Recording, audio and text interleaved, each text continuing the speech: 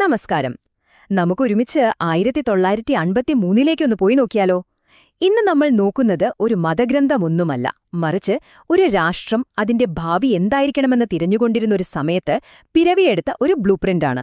വേദങ്ങളുടെ ശംഖനാദം എന്ന ആ മാസികയ്ക്ക് എന്താണ് അന്നത്തെ ഇന്ത്യയോട് പറയാനുണ്ടായിരുന്നത്? വാ, നമുക്ക് കണ്ടുപിടിക്കാം. ഇതൊരു ചെറിയ ചോദ്യമല്ല, അല്ലേ?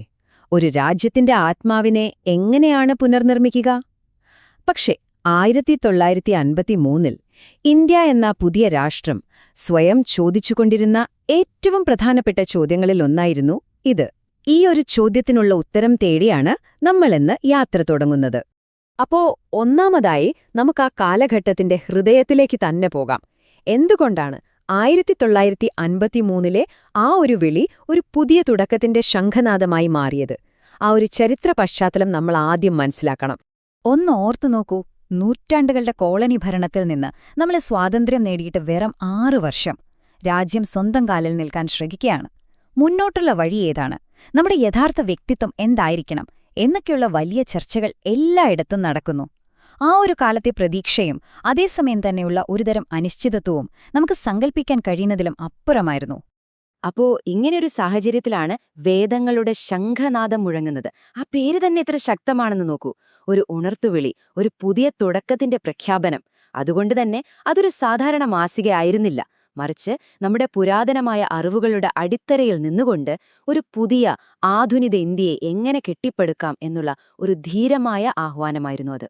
ശരി, അപ്പോൾ ആ ശംഖനാദം മുഴങ്ങി. പക്ഷേ അത് മുന്നോട്ട് വെച്ച ആ രൂപരേഖ എന്തായിരുന്നു? ഒരു പുതിയ യുഗത്തിനായുള്ള ആ കാഴ്ചപ്പാടിന്റെ അടിസ്ഥാന ആശയങ്ങൾ എന്തൊക്കെയാണെന്ന് നമുക്ക് കുറച്ചുകൂടി ആഴത്തിൽ നോക്കാം. ഇതിന്റെ എല്ലാം കേന്ദ്രബിന്ദു യുഗനിർമ്മാൺ യോജന എന്ന വലിയൊരു ആശയമായിരുന്നു. അവരുടെ ലക്ഷ്യം ആ മാസികയുടെ താളുകളിൽ വളരെ വ്യക്തമായി പറഞ്ഞിരുന്നു: ധാർമ്മികവും ആത്മീയവുമായ ഒരു പുനരുജ്ജീവനത്തിനായി ഒരു ആഗോള മുന്നേറ്റം എന്ന്. അപ്പോൾ ഇത് വെറുമൊരു പ്രസിദ്ധീകരണമായിരുന്നില്ല, ഒരു വിപ്ലവത്തിനുള്ള ആഹ്വാനം തന്നെയായിരുന്നു. ഇതിലെ ഏറ്റവും ഇൻട്രസ്റ്റിംഗ് ആയ കാര്യം എന്താണെന്ന് വെച്ചാൽ ഇതിന്റെ ഒരു വ്യാപ്തിയാണ്. ഇത് കണ്ടില്ലേ? ആത്മീയതയെ ആശ്രമങ്ങളിലോ പൂജാമുറികളിലോ ഒതുക്കിയില്ല. പകരം ആരോഗ്യം, ഫിറ്റ്നസ്, കുടുംബബന്ധങ്ങൾ, സാമൂഹിക പ്രശ്നങ്ങൾ, ശാസ്ത്രം, സ്ത്രീ ശാക്തീകരണം, അങ്ങനെ നമ്മുടെ നിത്യജീവിതത്തിലെ എല്ലാ കാര്യങ്ങളിലേക്കും അതിനെ കൊണ്ടുവന്നു. ഒരു രാഷ്ട്രത്തെ നന്നാക്കണമെങ്കിൽ ജീവിതത്തെ മുഴുവനായിട്ടാണ് സമീപിക്കേണ്ടത് എന്നതായിരുന്നു അവരുടെ ആശയം. പക്ഷേ ഇത്രയും വലിയൊരു സാമൂഹിക മാറ്റം അതെവിടെ നിന്ന് തുടങ്ങും? അതിനാ മാസിക നൽകിയ ഉത്തരം വളരെ വ്യക്തമായിരുന്നു: ഉള്ളിൽ നിന്ന് തുടങ്ങണം. ഒരു പുതിയ യുഗത്തിലേക്കുള്ള ആദ്യത്തെ ചുവടുവെപ്പെന്നത് ഓരോ വ്യക്തിയും സ്വന്തം മനസ്സിനെ, ആന്തരിക ലോകത്തെ കീഴടക്കുക എന്നതാണ്. ദ്വേഷം, ഭയം, വാസനകളിൽ നിന്നുള്ള മോചനം, ഇതായിരുന്നു അവർ മുന്നോട്ട് വെച്ച പ്രധാനപ്പെട്ട ഒരു വഴി. യഥാർത്ഥ സ്വാതന്ത്ര്യം എന്നു പറയുന്നത് രാഷ്ട്രീയമോ സാമ്പത്തികമോ ആയത് മാത്രമല്ല, അത് നമ്മുടെ ഉള്ളിലെ ഈ ചങ്ങലകളെ, വിദ്വേഷം, അടങ്ങാത്ത ആഗ്രഹങ്ങൾ, പേടി, ഇവയൊക്കെ പൊട്ടിച്ചെറിയുമ്പോഴാണ് ശരിക്കും പൂർണ്ണമാകുന്നത്. അപ്പോ ഇതിന്റെ എല്ലാം കാതൽ എന്താന്ന് വെച്ചാല് ഇതാണ്: ഓരോ വ്യക്തിയും സ്വയം നന്നാവാതെ, സ്വയം സംസ്കരിക്കാതെ ഒരു സമൂഹത്തെയോ രാഷ്ട്രത്തെയോ പുനർനിർമ്മിക്കാൻ പറ്റില്ല. മാറ്റം തുടങ്ങേണ്ടത് നമ്മൾ ഓരോരുത്തരുടെയും ഉള്ളിൽ നിന്നാണ്. ഓക്കേ, ഈ പറഞ്ഞ ആന്തരിക ലോകത്തെക്കുറിച്ചുള്ള കാര്യങ്ങളൊക്കെ കേൾക്കാൻ നല്ലതാണ്.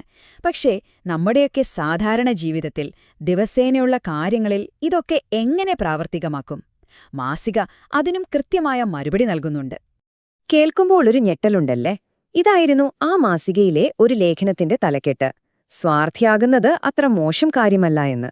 അവരെന്തായിരിക്കും ഇതുകൊണ്ട് ഉദ്ദേശിച്ചിട്ടുണ്ടാവുക? ഇതിലെ ആശയം വളരെ രസകരമാണ്. ഇവിടെ സ്വാർത്ഥത എന്ന് പറയുന്നത് നമ്മൾ സാധാരണ കരുതുന്ന പോലത്തെ ദുരാഗ്രഹമല്ല, മറിച്ച് സ്വന്തം കാര്യത്തിൽ ശ്രദ്ധിച്ച് സ്വന്തം കഴിവുകൾ വികസിപ്പിക്കുക എന്നതാണ്. കാരണം എന്താണെന്ന് വെച്ചാൽ, സ്വന്തം കാലിൽ നിൽക്കാൻ ശക്തിയുള്ള, സ്വയം മെച്ചപ്പെട്ട ഒരാൾക്കു മാത്രമേ മറ്റുള്ളവരെ ശരിയായ രീതിയിൽ സഹായിക്കാനും സമൂഹത്തിനൊരു മുതൽക്കൂട്ടാകാനും കഴിയൂ. അപ്പോ ഈ ഒരു പ്രോസസ്സിനെയാണ് അവർ സർവതോമുഖി ഉന്നതി എന്ന് വിളിച്ചത്. അതായത് എല്ലാ വശത്തേക്കുമുള്ള ഒരു വളർച്ച. ഇതൊരു ചെയിൻ റിയാക്ഷൻ പോലെയാണ്. മാറ്റത്തിന്റെ ആദ്യത്തെ കണ്ണ് വ്യക്തിയാണ്. ആ മാറ്റം പിന്നീട് കുടുംബത്തിലേക്ക് പടരുന്നു. അവസാനം അതൊരു സമൂഹം മുഴുവൻ പുരോഗതിയിലേക്ക് നയിക്കുന്ന ഒരു വലിയ ശക്തിയായി മാറുന്നു. അപ്പോ വ്യക്തിയിൽ തുടങ്ങി സമൂഹം വരെ എത്തുന്ന ഈ ആശയങ്ങളെല്ലാം ചേർന്ന് എങ്ങനെയാണ് ഒരു യുഗത്തെ തന്നെ പുനർനിർമ്മിക്കുക എന്ന വലിയ ലക്ഷ്യത്തിലേക്കെത്തുന്നത്? നമുക്കീ ചിത്രമൊന്ന് പൂർത്തിയാക്കാം. ചുരുക്കി പറഞ്ഞാൽ, ഈ രൂപരേഖയുടെ തൂണുകൾ ഇവയൊക്കെയാണ്. മാറ്റം നമ്മളിൽ നിന്നും തുടങ്ങുക, ആ അറിവ് നമ്മുടെ ജീവിതത്തിന്റെ ഭാഗമാക്കുക, അതിലൂടെ നല്ല കുടുംബങ്ങളെയും സമൂഹങ്ങളെയും കെട്ടിപ്പടുക്കുക. അങ്ങനെ ധാർമ്മികവും ആത്മീയവുമായ ഒരു പുനരുജ്ജീവനത്തിലേക്ക് രാജ്യത്തെ എത്തിക്കുക. ഇതായിരുന്നു ആ വലിയ സ്വപ്നം. അവസാനം നമ്മൾ മനസ്സിലാക്കേണ്ടത് ഇതാണ്: ഈ മാസികയെ നമുക്ക് അക്കാലത്തെ ഒരു ചരിത്രരേഖയായി കാണാം. വഴി ഏതാണെന്നറിയാതെ നിന്നൊരു പുതിയ രാഷ്ട്രത്തിനു മുന്നിൽ നമ്മുടെ പാരമ്പര്യത്തിൽ വേരുകളൂന്നിയ, എന്നാൽ ഭാവിയെ തുറന്ന മനസ്സോടെ സ്വീകരിക്കുന്ന ഒരു മാർഗരേഖ കാണിച്ചു കൊടുക്കാനുള്ള ഒരു ശ്രമമായിരുന്നു അത്. ഈ വിശകലനം അവസാനിപ്പിക്കുമ്പോൾ ആ പഴയ ചോദ്യം ഞാൻ പുതിയ രൂപത്തിൽ നിങ്ങൾക്ക് കൈമാറുകയാണ്. 1953 മുഴങ്ങിയ ആ ശംഖനാദം പോലെ നമ്മുടെ ഈ കാലഘട്ടത്തിന് ഒരു ഉണർത്തുവിളി ആവശ്യമുണ്ടെങ്കിൽ നിങ്ങൾ എന്ത് സന്ദേശമായിരിക്കും നൽകുക? ഒന്ന് ചിന്തിച്ചു നോക്കൂ.